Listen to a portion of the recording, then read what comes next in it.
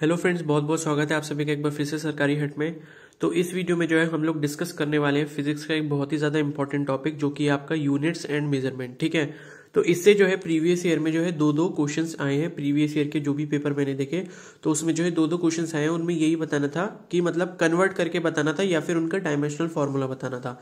तो इस टाइप के क्वेश्चन पूछे गए हैं। ठीक है, तो मुझे लगता है कि इस बार कम से कम जो है एक क्वेश्चन तो आएगा ही आएगा और दो क्वेश्चंस भी आ सकते हैं। ठीक है, और टोटल 20 क्वेश्चन है, तो 20 क्वेश्चंस में से दो क्वेश्चंस का मतलब ये है कि 10% जो है आपका इस टॉपिक में से आ जाएगा। ओके, तो ये जो टॉपिक है हम लोग डिस्कस करने वाले हैं, तो आप सभी लोग जो है वीडियो को प्लीज एंड तक देखना, क्योंकि काफी इंपॉर्टेंट टॉपिक है। क्योंकि अभी इतना टाइम नहीं है कि आप सब कुछ पढ़ो, आप सिर्फ वो पढ़ो जहां से आपको लगता है कि प्रोबेबिलिटी क्वेश्चन आने की बहुत ज्यादा है, सिर्फ वो टॉपिक को पढ़ो। ठीक है, और साथ ही अगर मैं ये बोलूं तो बायोलॉजी जितना ज्यादा से ज्यादा पढ़ सकते हो वो पढ़ो, क्योंकि बायोलॉजी काफी इजी सब्जेक्ट है।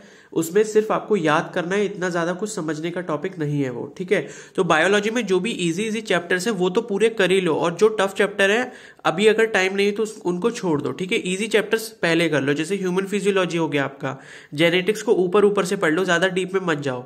ठीक है, और साथ ही साथ जो है केमिस्ट्री में भी, मतलब जिनको केमिस्ट्री में दिक्कत होती है तो वो एक काम करें, जिन्हें सिर्फ याद करना अच्छा लगता है, मतलब रटना अच्छा लगता है, तो वो एसपीडीएफ ब्लॉक जो है वो अच्छे से पढ़ लें। उसमें से प्रोबेबिलिटी की 3 से 4 क्वेश्चंस आपके बन जाएंगे एसपीडीएफ ब्लॉक से।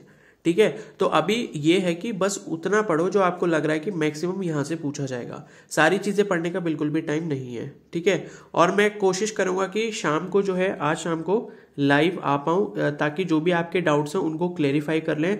और अभी 3 दिन बचे हैं, तो 3 दिन में आप क्या क्या कर सकते हैं वो सब डिस्कस हम कर सकते हैं उसमें। ठीक है, मैं ट्राई करूंगा, अगर पॉसिबल हो पाएगा तो इवनिंग में लाइव आने की कोशिश करूंगा, ताकि आपको थोड़ी सी जो है गाइडेंस मिल जाए 3 दिन पहले।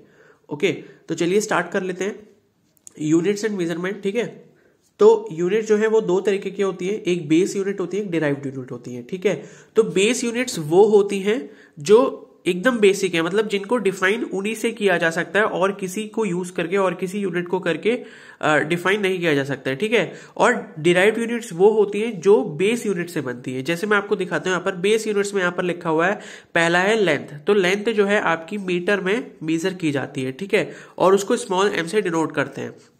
मास जो है वो आपका किलोग्राम, यानी कि जो किलोग्राम है वो क्या आपकी यूनिट है, और केजी जो है उसका सिंबल है। ठीक है, कि केजी से इसको डिनोट किया जाता है। इसी तरीके से टाइम हो गया, टाइम जो आपका सेकंड्स में हम काउंट करते हैं, और इसको स्मॉल एस से हम रिप्रेजेंट करते हैं। उसके बाद टेम्परेचर है, तो थर्मोडायनेमिक टेम्परेचर जो है उसकी यूनिट होती है केल्विन, कैपिटल के से डिनोट करते हैं। और जो इलेक्ट्रिक करंट होता है उसकी यूनिट क्या होती है, एसआई यूनिट, वो होती है एम्पेयर, और उसको कैपिटल ए से डिनोट किया जाता है। साथ ही साथ अमाउंट ऑफ सब्सटेंस जो आप केमिस्ट्री में पढ़ते हैं या फिर जो है न्यूक्लियर फिजिक्स में पढ़ते हैं, तो उसका जो यूनिट होती है वो क्या होती है, मोल, और इसको हम शो करते हैं MOL, स्मॉल MOL से। ठीक है, और फिर आखिरी जो 7th यूनिट है वो है ल्यूमिनस इंटेंसिटी, तो उसकी जो यूनिट होती है वो कैंडेला, और इसको रिप्रेजेंट करते हैं कैपिटल C स्मॉल d से। ये नीचे की जो 2 हैं वो इंपॉर्टेंट नहीं है, शुरू की 5 काफी इंपॉर्टेंट है। ठीक है, अब क्या होता है कि ये तो हमने यूनिट्स देख लिया और उनका रिप्रेजेंटेटिव सिंबल देख लिया कि भाई एम से रिप्रेजेंट करते हैं, केजी से करते हैं।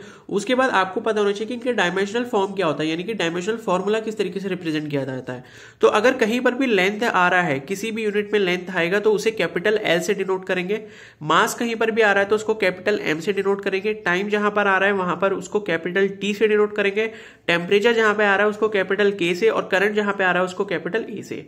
इतनी बात आपने ध्यान रखनी है। ठीक है, अभी अगर जिसको नहीं भी समझ आ रहा है उसको आगे और अच्छे से समझ आ जाएगा। ठीक है, तो इतना हमने देख लिया कि बेस यूनिट होती है, डिराइव्ड यूनिट होती है, और बेस यूनिट कितनी होती है, टोटल 7 होती है, उसमें से 5 आपके काम की है, बाकी तो आपके काम की नहीं है। ठीक है, और उसके हमने डायमेंशनल फॉर्मूला के सिंबल देख लिए। अब बात करते हैं अगला। ठीक है, तो अब जैसे डिराइव्ड यूनिट्स की बात करेंगे, अभी तो हमने बेसिक यूनिट्स की बात करी, यानी कि बेस यूनिट्स की बात करी, अब हम क्या करेंगे, डिराइव्ड यूनिट्स की बात करेंगे। तो पहली जो डिराइव्ड यूनिट है वो कौन सी होती है, फोर्स।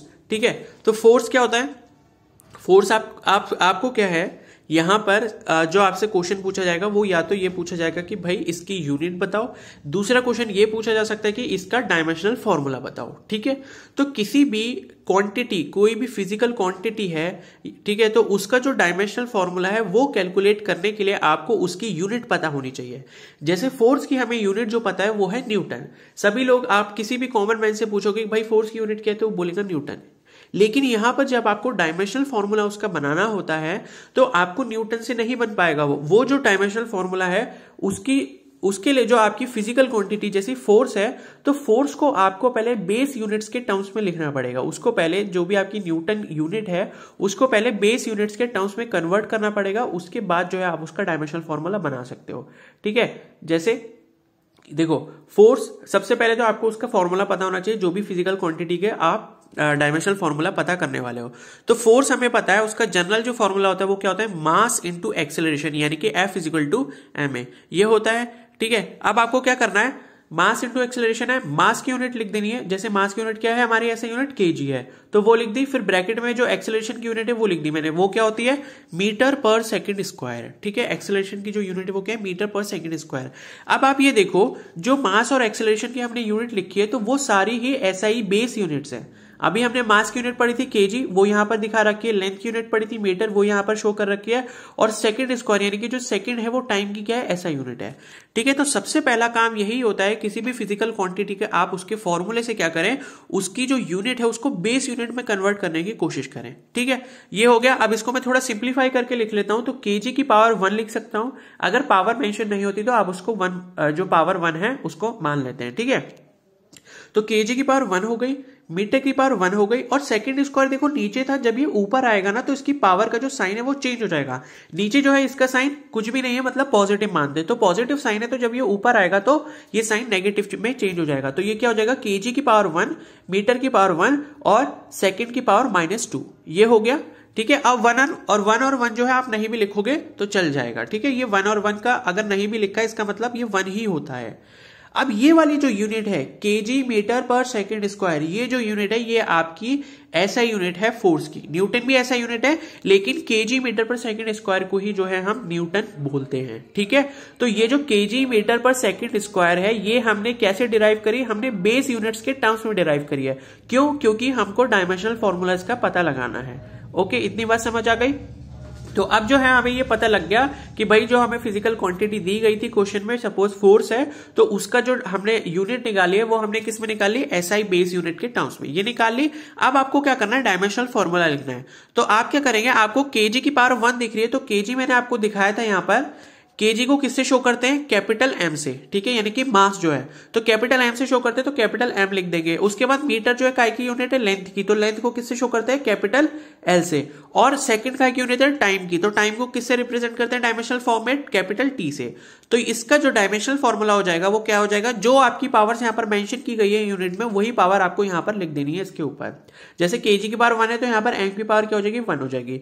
मीटर की पावर 1 है तो यहाँ पर कैपिटल L की पावर क्या हो जाएगी, 1 हो जाएगी। सेकंड की पावर -2 है तो कैपिटल T की पावर कितनी हो जाएगी, -2 हो जाएगी।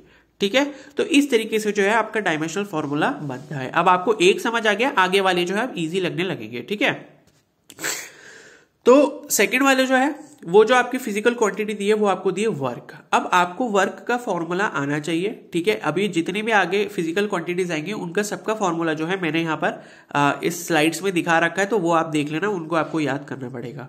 ठीक है, तो इजी होते हैं, एक बार आप रिवाइज करोगे तो आपको याद हो जाएंगे।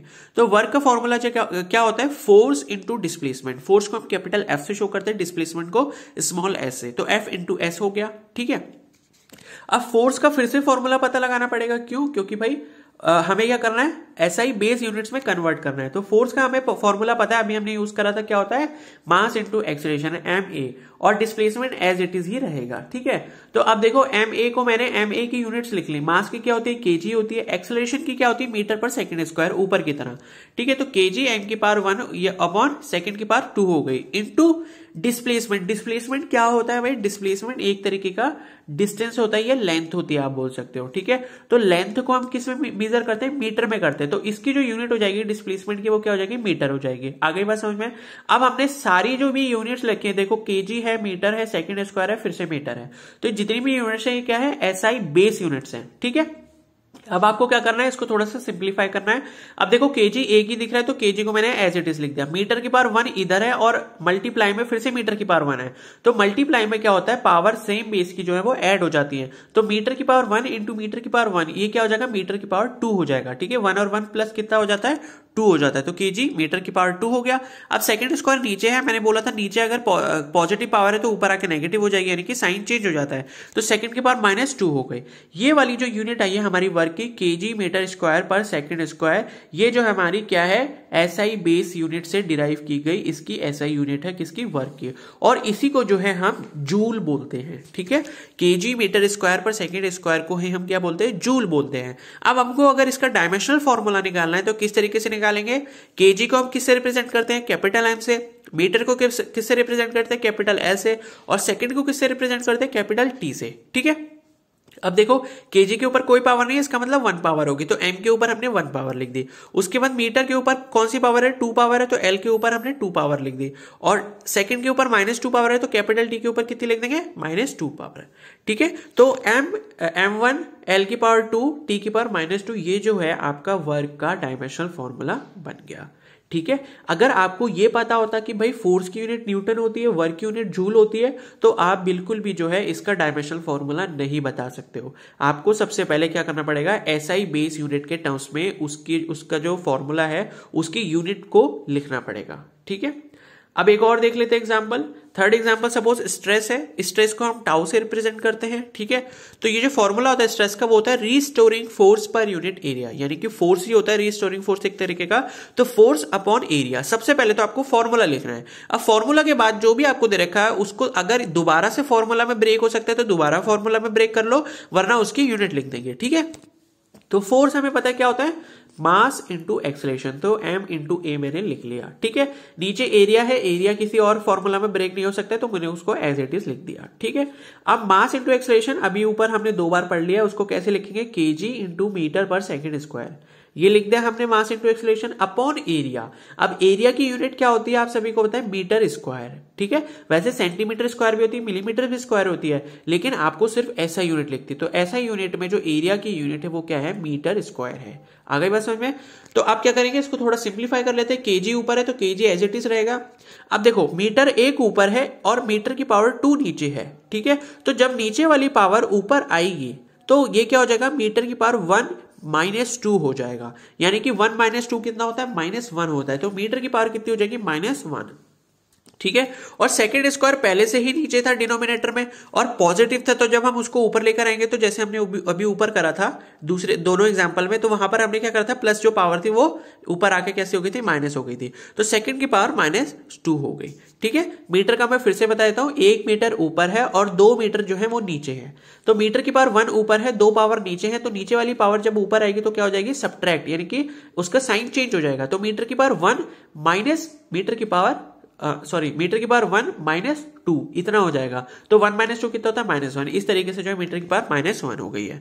ठीक है, तो अब आपका ये क्या आ गया, स्ट्रेस का, ये आपकी क्या आ गई, ये आपकी यूनिट आ गई किसमें, बेस यूनिट्स के टर्म्स में, एसआई बेस यूनिट्स के टर्म्स में जो है आपकी यूनिट डिराइव हो गई। तो इससे जो है हम डायमेंशनल फॉर्मूला लिख सकते हैं। तो केजी के लिए हम क्या यूज करते हैं, कैपिटल एम करते हैं, ये जो मीटर है इसके लिए हम क्या करते हैं, कैपिटल एल, और सेकंड के लिए हम क्या करते हैं, कैपिटल टी। तो केजी की पावर कुछ नहीं दिख रही, यानी कि 1 हो जाएगी, तो एम की पावर 1 हो गई, और जो मीटर की पावर है यानी कि लेंथ की पावर है कितनी हो जाएगी, वहां पर -1 है तो यहाँ पर एल की पावर -1 हो जाएगी, सेकंड की पावर -2 है तो टी की पावर में -2 हो जाएगी। तो इस तरीके से जो है स्ट्रेस का जो डायमेंशनल फॉर्मूला है वो क्या हो जाएगा, एम की पावर 1, एल की पावर -1, टी की पावर -2। ठीक है, तो यहां पर हमने जो है 3 इसके एग्जांपल्स देख लिए। अब मैं आपको कुछ और फिजिकल क्वांटिटीज दिखाता हूं जिनके फॉर्मूले यहां पर लिखे हुए हैं।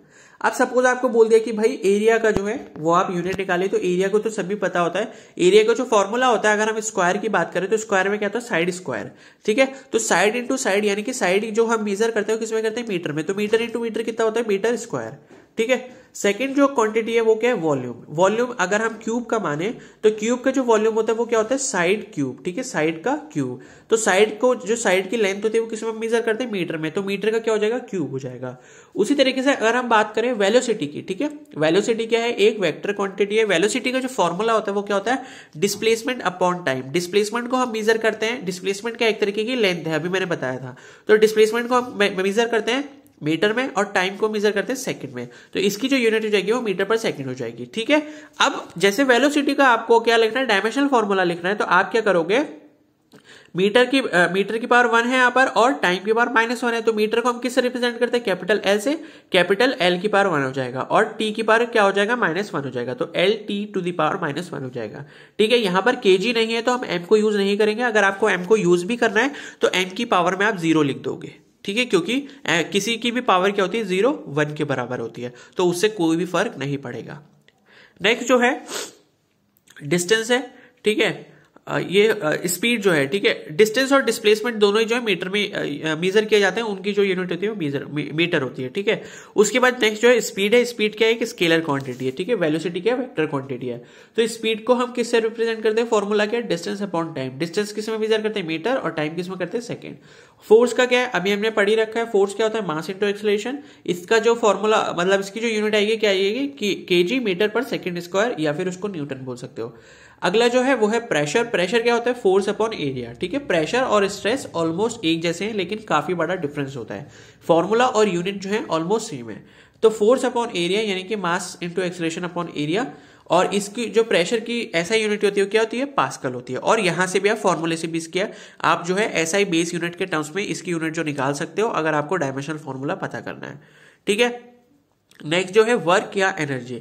तो वर्क और एनर्जी दोनों की ही यूनिट सेम है, तो आप उस केस में दोनों का ही सेम फॉर्मूला यूज कर सकते हो, यानी कि फोर्स इंटू डिस्प्लेसमेंट। ठीक है, नेक्स्ट जो है वो है पावर। पावर क्या होता है आपका, वर्क अपॉन टाइम। तो वर्क अपॉन टाइम यानी कि वर्क अपॉन टाइम को हम क्या बोलते हैं, वर्क की अभी हमने कैलकुलेट करी थी। ठीक है, डायमेंशनल फॉर्मूला और यूनिट जो भी थी कैलकुलेट करी थी। तो वर्क अपॉन टाइम यानी कि पावर की जो ऐसा यूनिट है उसे वॉट भी कहते हैं, या फिर हम जूल पर सेकंड भी बोल सकते हैं, क्योंकि वर्क क्या होता है, जूल में होता है, टाइम क्या होता है, सेकंड में होता है। तो सेकंड नीचे है तो इसलिए जूल पर सेकंड हो गया। ठीक है, तो यहाँ पर जो भी यूनिट्स लिखी है, जो भी आपकी फिजिकल क्वांटिटी लिखी है, जैसे कि आपका प्रेशर हो गया और पावर हो गया, तो इनके हमने जो है डायमेंशनल फॉर्मूला पता नहीं लगाया, तो वो प्लीज आप पता लगाइए। ठीक है, उसको सॉल्व करिए। अब हम जो है यहाँ पर कुछ फिजिकल क्वांटिटीज देखने वाले हैं और उनकी जो है फॉर्मूला और उनकी जो एसआई यूनिट्स हैं। ठीक है, बेस यूनिट्स जो हैं उसके टर्म्स में जो एसआई यूनिट है वो हम देखने वाले हैं। तो यहाँ पर मेरे पास बहुत सारी यूनिट्स हैं, लेकिन मैं आपको जो जो बोलूंगा वही जो है आप नोट करें और उन्हीं का रिविजन करें। तो पहला जो है universal gravitational constant F is equal to capital G m1 m2 upon D square, यानी कि डिस्टेंस का स्क्वायर। तो कैपिटल G जो आप यहाँ पर देख रहे हैं इसे हम क्या बोलते हैं, यूनिवर्सल ग्रेविटेशनल कांस्टेंट। ठीक है, ये जो फर्स्ट मतलब जो लॉ ऑफ ग्रेविटेशन है उसमें ये फॉर्मूला आता है, तो उसमें जो कैपिटल G होता है उसे हम यूनिवर्सल ग्रेविटेशनल कांस्टेंट बोलते हैं। ये उसका फॉर्मूला है। आपको कैपिटल G का फॉर्मूला निकालना हो तो डी स्क्वायर और m1 m2 को जो है लेफ्ट साइड में भेज दीजिए। तो जब आप कैलकुलेट करोगे तो इसकी जो एसआई यूनिट है बेस यूनिट के टर्म्स में वो क्या आएगी, न्यूटन मीटर स्क्वायर पर केजी स्क्वायर। ठीक है, वेलोसिटी की हमने देख ली। वेलोसिटी ग्रेडियंट क्या होता है, डीवी अपॉन डीएक्स, यानी कि change in velocity upon change in distance. ठीक है, इस तरीके का होता है। तो जब आप इसको सॉल्व करोगे तो इसकी जो ऐसा यूनिट आएगी वो क्या आएगी, सेकंड की पावर -1। तो सेकंड की पावर -1 का अगर आपको डायमेंशनल फॉर्मूला लिखना है तो क्या हो जाएगा, m की पावर 0, l की पावर 0, t की पावर -1। ठीक है, पावर 0 लिख देंगे क्योंकि यहाँ पर ना तो मास का टर्म दे रखा है केजी, ना तो आपको लेंथ का टर्म दे रखा है मीटर। आपको खाली टाइम का टर्म दिया है सेकंड में, तो टाइम की पावर -1 हो जाएगा। ठीक है, वॉल्यूम मैंने आपको बताई दिया। वाटर इक्विवेलेंट की यूनिट जो होती है वो क्या होती है, केजी होती है। ठीक है, थर्मल कैपेसिटी ये छोड़ दीजिए, ये आपके काम का नहीं है। टाइम पीरियड आपको याद रखना है, टाइम पीरियड जो मेजर किया जाता है वो सेकंड में किया जाता है। ठीक है, पेंडुलम का जो टाइम पीरियड होता है वो सेकंड में मेजर किया जाता है, तो आपको इसकी यूनिट पता होनी चाहिए। टॉर्क या फिर मूवमेंट ऑफ फोर्स। ठीक है, टॉर्क को ही हम फोर्स का मूवमेंट बोलते हैं। इसका जो फॉर्मूला होता है टॉर्क का वो क्या होता है, force into distance, tau is equal to F into D. ठीक है, फोर्स इंटू डिस्टेंस होता है, तो इसका जो ऐसा यूनिट हो जाएगा वो क्या हो जाएगा, न्यूटन मीटर हो जाएगा। अब न्यूटन का आपको पता है बेस यूनिट्स में कैसे निकालते हैं, तो वो निकाल के आप उसको मीटर से मल्टीप्लाई कर दो, फिर आप जो है डायमेंशनल फॉर्मूला कैलकुलेट कर सकते हो। ठीक है, इन सभी का करना तो आपकी अच्छी प्रैक्टिस हो जाएगी। उसके बाद यूनिवर्सल गैस कांस्टेंट है, इसे आप छोड़ सकते हैं, ये आपसे नहीं पूछा जाएगा। फिर उसके बाद सरफेस एनर्जी डेंसिटी है, तो इसका फॉर्मूला याद रखना, वो क्या होता है, एनर्जी अपॉन एरिया। ठीक है, एनर्जी पर यूनिट एरिया। तो एनर्जी की यूनिट आपको पता है जूल, और जूल को भी आप कन्वर्ट कर सकते हो ऐसा ही बेस यूनिट में। और अपॉन एरिया, एरिया क्या होता है, मीटर स्क्वायर होता है, तो जब वो ऊपर आएगा तो क्या हो जाएगा, जूल पर मीटर स्क्वायर। ठीक है, टेम्परेचर मैंने बताई दिया, टेम्परेचर बेस यूनिट से, इसको हम कन्वर्ट नहीं करेंगे। ठीक है, यहाँ पर डेल्टा सी दे रखा है, वो सॉरी डिग्री सेल्सियस दे रखा है, लेकिन आपको क्या लेना है, केल्विन लेना है। एसआई यूनिट में। टेम्परेचर ग्रेडियंट क्या होता है, change in temperature upon distance, ठीक है। तो यहाँ पर डिग्री सेल्सियस के टर्म्स में लिया है तो डिग्री सेल्सियस अपॉन मीटर हो जाएगा, क्योंकि डिस्टेंस की यूनिट मीटर होती है, वरना अगर आप केल्विन में लेते हो तो केल्विन पर मीटर हो जाएगा। उसके बाद नेक्स्ट है स्टीफन्स कांस्टेंट, ये भी पता होना चाहिए, इंपॉर्टेंट है, पूछा जा सकता है। स्टीफन्स कांस्टेंट क्या होता है, heat energy upon area into time into temperature की पावर 4, ठीक है। तो हीट एनर्जी अपॉन जो टाइम है, यानी कि एक तरीके से एनर्जी अपॉन टाइम जो है वो आपका वॉट बन जाएगा, कैपिटल डब्ल्यू। एरिया जो है वो मीटर स्क्वायर होता है, तो नीचे है तो ऊपर आके क्या हो जाएगा, मीटर की पावर -2 हो जाएगा। और टेम्परेचर की पावर 4 है, थीटा जो है टेम्परेचर के लिए शो करते हैं हम, तो टेम्परेचर की पावर 4 नीचे है तो ऊपर आके क्या बन जाएगा, थीटा की पावर -4, ठीक है। स्ट्रेन जो यूनिट होती है, स्ट्रेन, स्ट्रेस स्ट्रेन वाला जो स्ट्रेन होता है वो क्या होता है, change in dimension upon original dimension. अगर किसी भी क्वांटिटी में हम रेशियो निकाल लें किसी चीज का तो वो डायमेंशन लेस होती है, यानी कि ना तो उसकी कोई यूनिट होगी ना उसका हम डायमेंशनल फॉर्मूला बना सकते हैं, ठीक है। तो यहां पर जो स्ट्रेन का फॉर्मूला होता है क्या होता है, change in dimension upon original dimension. Same चीजें, ऊपर भी डायमेंशन है नीचे भी डायमेंशन है, तो दोनों की जो यूनिट होगी वो कैंसिल हो जाएंगे, और कैंसिल होने के बाद जो आपके पास फाइनल यूनिट बचेगी वो नहीं होगी, यानी कि वो यूनिट लेस क्वांटिटी होगी। तो ना तो उसकी यूनिट बता सकते हैं हम, ना ही क्या कर सकते हैं, डायमेंशनल फॉर्मूला बना सकते हैं, ठीक है। स्ट्रेस की हमने बात कर ली, क्या होता है, रिस्टोरिंग फोर्स अपॉन एरिया, जिसे हम न्यूटन पर मीटर स्क्वायर भी बोल सकते हैं, फिर पास्कल। उसके बाद नेक्स्ट है स्पेसिफिक कंडक्टेंस, ये छोड़ दीजिए, आपकी इतना इंपॉर्टेंट नहीं है। स्पेसिफिक एंट्रोपी, इसका जो फॉर्मूला है उसकी जो यूनिट है वो आप याद कर सकते हैं। ये क्या होता है आपका, केल्विन पर जूल, ठीक है, ये आपको याद रखना है, केल्विन पर जूल, कोई किलो पर जूल मत समझ लेना, ठीक है, किलो नहीं है वो केल्विन है। तो केल्विन पर जूल जो है आपकी स्पेसिफिक एंट्रोपी हो जाएगा। स्पेसिफिक हीट भी आपको पता होनी चाहिए। स्पेसिफिक हीट क्या होता है, Q is equal to MST, ठीक है, Q is equal to MST होता है, यानी कि mass into entropy into time, ये हो गया। तो इसकी जो यूनिट हो जाएगी वो क्या हो जाएगी, जूल पर केजी पर केल्विन, ठीक है। और ये देखो जो इससे पहले लिखा है स्पेसिफिक ग्रेविटी, इसमें क्या है, सेम क्वांटिटी का रेशियो है, density of substance upon density of water, तो दोनों की यूनिट क्या हो जाएगी, कैंसिल हो जाएगी, इसलिए ये जो क्या हो जाएगा, क्वांटिटी यूनिट लेस हो जाएगा या फिर डायमेंशन लेस हो जाएगा, ठीक है। उसके बाद नेक्स्ट है हमारा स्पेसिफिक वॉल्यूम। स्पेसिफिक वॉल्यूम क्या होता है, 1 अपॉन डेंसिटी। डेंसिटी आप सभी को पता है क्या होता है, केजी पर मीटर क्यूब, उसका उल्टा कर दो, उसका उल्टा जब आप करोगे तो मीटर क्यूब पर केजी हो जाएगा, क्योंकि नीचे वाली पावर जब ऊपर जाएगी तो उसका साइन चेंज हो जाएगा, या फिर ऊपर वाली पावर जब नीचे जाएगी तो उसका भी साइन चेंज हो जाएगा। उसके बाद नेक्स्ट है प्रेशर हेड, ये याद रखना, ये क्या होता है आपका, मीटर में होता है, ठीक है। प्रेशर हेड की जो यूनिट होती है मीटर में होती है। रेडियो एक्टिविटी छोड़ दीजिए, नहीं पूछा जाएगा। रेशियो ऑफ स्पेसिफिक हीट, जब रेशियो की क्वांटिटी में लग गए तो आप समझ लो कि भाई उसमें यूनिट नहीं होगी। रिफ्रैक्टिव इंडेक्स, वो भी यूनिट लेस होता है, ये भी ध्यान रखना, आपसे पूछा जा सकता है, ठीक है। क्वेश्चन ऐसे भी पूछ सकते हैं कि भाई इन क्वांटिटीज में कौन सी जो है आपकी यूनिट लेस क्वांटिटी, आपको 4 क्वांटिटी दे देंगे, ठीक है, उसमें से पूछेंगे यूनिट लेस कौन सी, तो आपको पता होना चाहिए किसी भी चीज का अगर रेशियो हो या फिर ये वाली जो है रिफ्रैक्टिव इंडेक्स वाली हो गई, ठीक है। नेक्स्ट जो है वो क्या है आपका, रेजिस्टिविटी और स्पेसिफिक रेजिस्टेंस। तो रेजिस्टिविटी की यूनिट जो होती है वो क्या होती है, ओम मीटर होती है। अब ओम को जो है आपको बेस यूनिट में कन्वर्ट करना आना चाहिए, ठीक है। वो नहीं आता तो आप मुझे कमेंट सेक्शन में बता देना, मैं कोशिश करूंगा टेलीग्राम पे आपको जो है उसका सॉल्यूशन भेज दूंगा, ठीक है, वरना आप खुद इसको ढूंढोगे, ये आपका काम है कि ओम को कैसे कन्वर्ट करना है हमारी एसआई बेस यूनिट में। फिर प्लैंक्स कांस्टेंट है, इसकी यूनिट क्या होती है, जूल सेकंड, ठीक है। इसका जो फॉर्मूला है वो क्या है, एनर्जी पर यूनिट फ्रीक्वेंसी, तो जूल सेकंड जो इसकी यूनिट हो गई।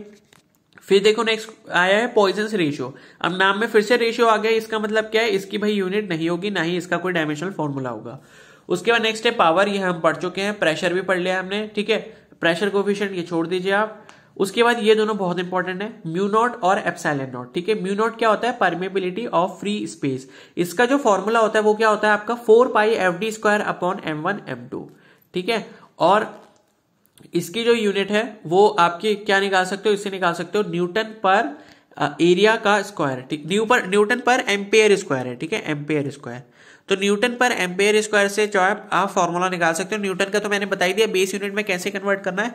एम्पेयर का जो है कैसे निकालोगे, आपको पता है करंट जो होता है क्या होता है, एम्पेयर तो एज इट इज रहेगा, क्योंकि एम्पेयर जो है ऐसा ही यूनिट है, तो वो बेस यूनिट में ऐसे ही ऐसा का ही ऐसा रहेगा, ठीक है।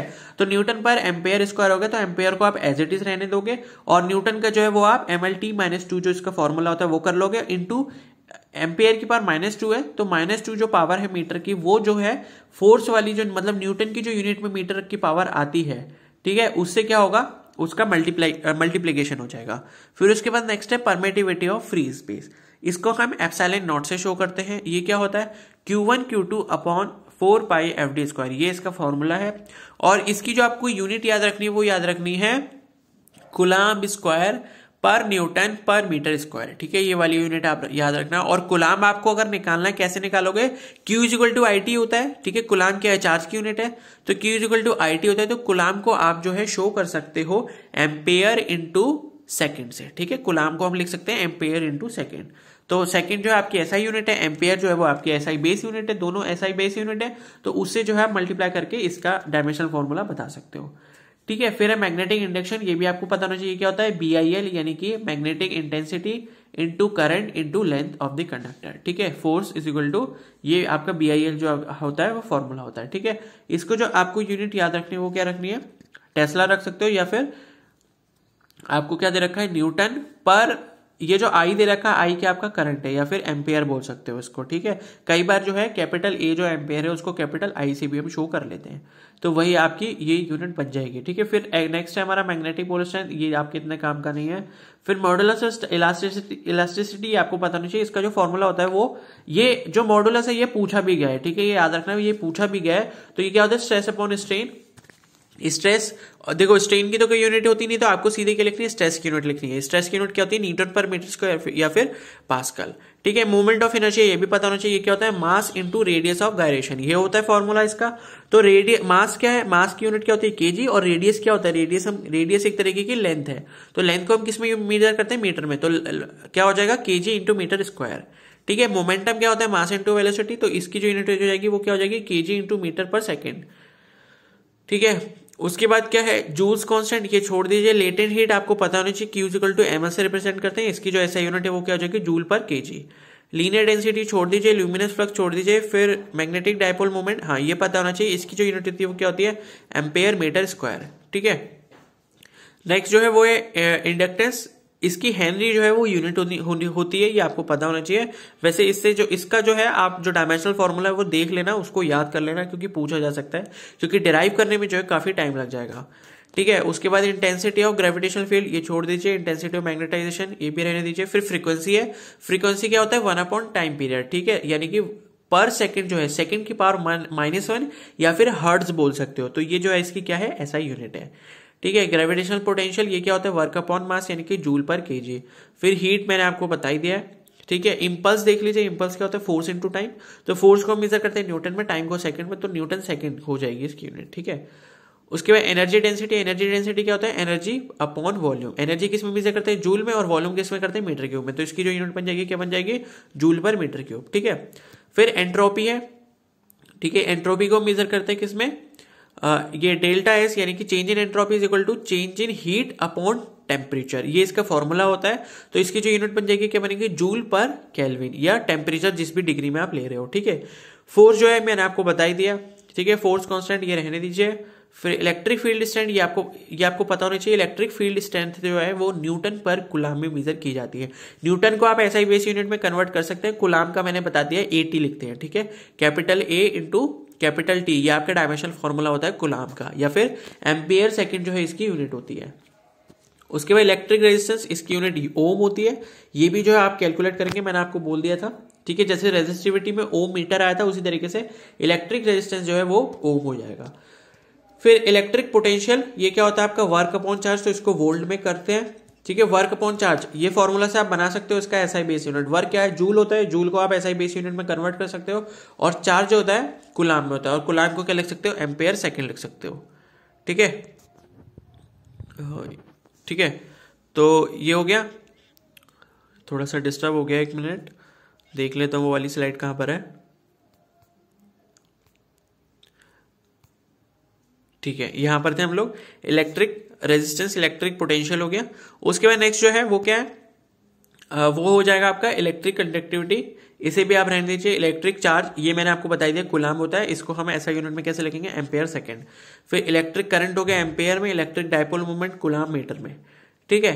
फिर density is equal to mass upon volume पता है आपको, ठीक है। डिस्प्लेसमेंट, वेवलेंथ, फोकल लेंथ, ये तीनों ही मीटर में मेजर किए जाते हैं, ठीक है। फिर उसके बाद ये तीनों जो है इतनी इंपॉर्टेंट नहीं है, आपसे नहीं पूछा जाएगा। फिर कोफिशिएंट ऑफ थर्मल कंडक्टिविटी, ये भी नहीं पूछा जाएगा, ठीक है। ये भी इतना इंपॉर्टेंट नहीं है। हाँ, बोल्ट्जमैन्स कांस्टेंट की जो है वो यूनिट याद रखना, वो क्या होती है आपकी जूल पर केल्विन। ठीक है, बोल्ट्जमैन्स कांस्टेंट ये आपको पता होना चाहिए। बल्क मॉडुलस, ठीक है, बल्क मॉडुलस की जो वो यूनिट होती है क्या होगी, न्यूटन पर मीटर स्क्वायर या फिर पास्कल। कोई भी मॉडुलस पूछ लिया जाए स्ट्रेस स्ट्रेन वाले चैप्टर से तो उसकी यूनिट जो है आपकी न्यूटन पर मीटर स्क्वायर ही होगी। ओके, फिर कैलोरीफिक वैल्यू है, ये क्या होता है, जूल पर केजीज की एसआई यूनिट है। ठीक है, ये दोनों इतने इंपॉर्टेंट नहीं है। उसके बाद एंगल जो है रेडियन में मेजर किया जाता है, ये भी आपको ध्यान रखना है। रेडियन जो है एंगल की क्या होती है, एसआई यूनिट होती है। या फिर एंगुलर डिस्प्लेसमेंट बोल दी जाए तो वो भी क्या होगी आपकी रेडियन में हो जाएगी। ठीक है, फिर एंगुलर फ्रीक्वेंसी क्या होता है, एंगुलर डिस्प्लेसमेंट अपॉन टाइम, यानी कि रेडियन पर सेकंड जो है इसकी यूनिट हो जाएगी। एंगुलर इंपल्स जो है वो क्या हो जाएगा, newton metre into second. Angular momentum भी आपको पता होना चाहिए, इसकी यूनिट क्या होती है, केजी मीटर स्क्वायर पर सेकंड। ठीक है, एंगुलर वेलोसिटी क्या होती है, रेडियन पर सेकंड।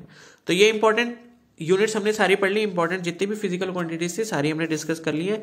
यहाँ पर कुछ इंपॉर्टेंट कन्वर्जन्स दिए हुए हैं, ये आपसे पूछे जा सकते हैं कि भाई आपसे पूछ लिया जैसे कि एक बार में कितने पास्कल होते हैं, तो आपको पता होना चाहिए कि भाई एक बार में 10⁵ पास्कल होते हैं। ठीक है, और जैसे आपसे पूछ लिया कि भाई 76 सेंटीमीटर ऑफ एचजी में कितने बार होते हैं, तो ये भी आपको पता होना चाहिए 1.013 बार। ठीक है, 1 टॉरिशली या फिर टॉर ये प्रेशर की यूनिट है, इसमें आपका क्या होता है 1 mm ऑफ एचजी इतने के बराबर होता है। 1 kilometre per hour is equal to 5/18 metre per second, ये भी आपको पता होना चाहिए। ठीक है, जब आप किलोमीटर पर आवर को की वेलोसिटी जो है मीटर पर सेकंड की वेलोसिटी में चेंज करते हो तो आप 5/18 से मल्टीप्लाई करते हो। एक डाइन में 10⁻⁻5 न्यूटन होते हैं, तो ये भी इंपॉर्टेंट है। ठीक है, ये पूछा गया है, 1 dyne is equal to 10⁻⁻5 newton. एक हॉर्स पावर में क्या है, कितने वॉट होते हैं, ये भी आपको पता होना चाहिए, 746। ठीक है, ये हो गया। और एक कैलोरी में कितने जूल होते हैं, 4.2 जूल होते हैं, तो ये भी आप याद रखना। और 1 अर्ग इज इक्वल टू 10⁻⁻7 जूल, तो ये वाली क्वांटिटी भी जो है आप याद रख लेना। ठीक है, यहां पर कुछ और यूनिट है, जैसे कि फर्मी क्या होता है, एक फर्मी का मतलब होता है 10⁻⁻15 मीटर। एक एस्ट्रोनॉमिकल यूनिट का मतलब क्या होता है, 1.49 इंटू 10⁻11 मीटर। 1 लाइट ईयर कितना होता है, 9.46 इंटू 10⁻15 मीटर। 1 पारसेक, पारसेक की फुल फॉर्म होती है पैरालैक्टिक सेकेंड। ठीक है, ये क्या है, डिस्टेंस की यूनिट है। आपसे ये क्वेश्चन पूछा जा सकता है, कई बार एग्जाम में पूछा भी गया है कि भाई पैरालैक्टिक सेकंड जो है काय की यूनिट है, क्योंकि इसकी यूनिट में नाम आता है सेकंड, तो बच्चे सोचते हैं कि भाई ये टाइम की यूनिट होगी। तो आपको ये ध्यान रखना कि भाई ये टाइम की यूनिट नहीं है, बल्कि किसकी है, ये डिस्टेंस की यूनिट है। और कितने के बराबर होता है, 3.08 इंटू 10⁻16 मीटर के बराबर होता है। और यही जो यूनिट होती है वो 3.26 लाइट ईयर के बराबर होती है। ठीक है, और एक लाइट ईयर में कितने मीटर होते हैं, लाइट ईयर, ईयर से भी ऐसा लगता है कि भाई ये टाइम की यूनिट, तो ये भी क्या है, डिस्टेंस की यूनिट है, तो इसको भी आप याद कर लेना। उसके बाद यहां पर कुछ प्रीफिक्सेस दे रखे हैं, ये आपसे पूछ ले जाते हैं कि भाई एक जो है मेगाग्राम जो है कितने के बराबर होता है, या फिर मेगा बाइट जो है कितने के बराबर होता है। तो आपको याद रखना है कि भाई किलो का मतलब होता है 10⁻3 से हमने उसको मल्टीप्लाई करा है। मेगा की पावर क्या होता है 10⁻6 से, गीगा की पावर 10⁻9 से, तो 10⁻9 तक आप याद रख लेना। और राइट साइड में जो है आप फेम्टो तक, पीको तक याद रख लेना। ठीक है, आपसे जैसे पूछ लिया कि 1 मिलीमीटर में कितने मीटर होते हैं, तो आप बोलोगे 10⁻³ मीटर। आपसे पूछ लिया 1 माइक्रोमीटर में कितने होते हैं, तो 10⁻6 मीटर। आपसे पूछ लिया 1 नैनोमीटर में कितने मीटर होते हैं, तो 10⁻9। और 1 पिकोमीटर में कितने मीटर होते हैं, तो 10⁻12। तो ये कुछ कन्वर्जन हैं जो आपको याद रखने पड़ेंगे। तो यहाँ पर जो है हमारा यूनिट एंड मेजरमेंट का जो लेक्चर वो कंप्लीट हो चुका है। आई होप आपको अच्छे से समझ आ गया होगा। अगर अच्छे से समझ आ गया तो प्लीज़ इस वीडियो को लाइक कर देना। दूसरी जो वीडियो है वो मैं आपके लिए ले आऊँगा, और चैनल पर नहीं हो तो सब्सक्राइब कर लेना, बेल आइकन को प्रेस कर लेना, ताकि जब मैं न्यू वीडियो अपलोड करूँगा तो आपको जो है उसका नोटिफिकेशन तुरंत मिल जाएगा। ठीक है, और कोई भी आपको डाउट हो तो आप मुझसे कमेंट सेक्शन में जरूर पूछ सकते हैं। Okay, so thank you and have a nice day.